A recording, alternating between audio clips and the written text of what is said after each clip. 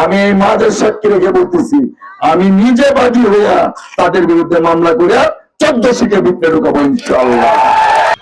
আমরা এখানে সর্বস্তরের নেতাকর্মী ব্যারিস্টার কায়সার সাহেবের জন্য একযোগে কাজ করতেছি। ইনশাল্লাহ আগামী 12 তারিখের নির্বাচনে বিপুল ভোটে ওনাকে দুর্গাপুর কলমাকান্দা জয়ী করে এমপি হিসেবে ঢাকা পাঠাবো।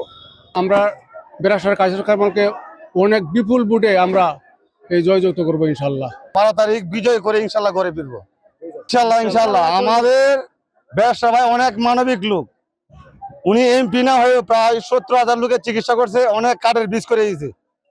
ব্যারিস্টার ভাই যেগুলা কথাবার্তা বলছে, আল্লাহ যদি ব্যারিস্টার ভাই যদি এমপি হতে পারে, মন্ত্রী হবে, এর চেয়ে আরো অনেক বেশি কাজ করে দেবে ইনশাল্লাহ।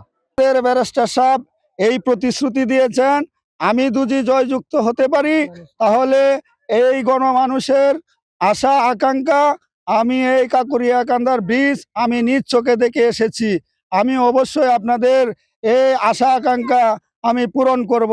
আমি এই মেসেজটা দিতে চাই, একটি গুপ্ত সংগঠন যারা পরাজিত শক্তি, 71-এর পরাজিত শক্তি, তারা যেভাবে মিথ্যাচার করছে, সেই মিথ্যাচারের বিরুদ্ধে আমাদের প্রচারণা। আমরা চাই সত্য উদ্ঘাটিত হোক।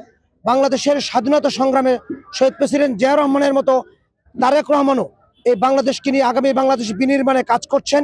এটা যেন সফলতার দ্বার প্রান্তে নিতে পারেন, সফলতার মধ্যে থাকে, সেই বিষয়ে আমরা বিভিন্ন সভায় আমরা বলে যাচ্ছি। তারপর কলমাকান্দা বিএনপির একটি জোয়ার হয়ে উঠেছে। আমার মনে হয় এই গুপ্তদের সঙ্গে যে জোট তারা করেছে, সে জোট তার কাছেও যেতে পারবে না ইনশাআল্লাহ।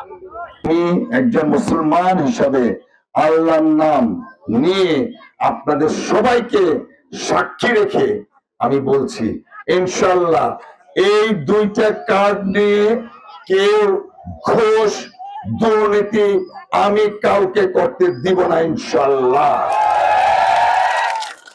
আর যদি নেতা ফেতা মেম্বার চেয়ারম্যানরা বলে হোক, ইচ্ছা করে হোক, 100, 500, 1000, 200, 300, এমনকি 10 টাকাও যদি কেউ নেয়, তাহলে কিন্তু আমি কি, আমার মা স্বপ্ন ছিল ব্যারিস্টার বানানো, ব্যারিস্টার বানাইছে না, আমি এই মাদের সাক্ষী রেখে বলতেছি, আমি নিজে বাদী হইয়া তাদের বিরুদ্ধে মামলা করে 14 সিটে ভিতরে ঢুকাবো ইনশাআল্লাহ।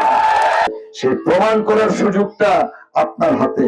আগামী 12 তারিখ আমি এসেছি আপনাদের কল্যাণের জন্য কিছু কাজ করা।